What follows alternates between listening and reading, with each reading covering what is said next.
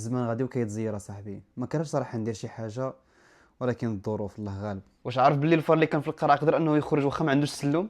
فار قرعه راه يهضر معاك نيش انا صاحبي، باغي نتحرك باغي ندير شي حاجه ولكن ما قادرش اصاحبي، النهار كيفوت غير في سكرولين. هذاك هو فخر الرفاهيه، عندك ما تاكل ما تشرب مرتاح فين تنعس، ولكن حياتك واقفه بلا معنى، كتستهلك التفاهه وكتسنى غدا يجيب واحد المعجزه. المشكل ماشي في الحبس اللي داير بك، المشكل في لو كونفور كي تو لومبيسيون، الراحه اللي قتلات فيك الروح. ولكن انا كنحس بالراحه هكا، يعني علاش واحد يمشي لواحد الحاجه مجهوله وهو مرتاح اصاحبي؟ ملي كتولف السهله الخوف باش دير واحد الشونجمون كيكون كبر من الرغبه ديالك باش تنجح. راك داير بحال ديك النبته الصغيره، القشره اللي حابساك خاصك تهرسها باش تولي واحد الشجره اللي كبيره. وإلا بغيت زعما نخرج انا من هذا الشيء، واش كاين شي سلم زعما؟ السلوم كاين هنا، هي النيه وديك الخطوه الاولى اللي غادي ديرها. الاستثمار في الذات كيبدا باول حاجه هو الانضباط اليومي، واخا ما عرفتش شنو يكونوا الظروف، بدا بداك الشيء اللي عندك، وديما دير في بالك ان الله لا يغير ما بقوم حتى يغيروا ما بانفسهم. صراحه عندك الحق، وغادي نبدا نتحرك من درك، ولكن ملي كتجيب هاد المعلومات هادو؟ سهله، دير ابوني لاوميد ريمايند وقول لي في الكومونتير شنو هي الحاجه اللي تبدا تخدم عليها.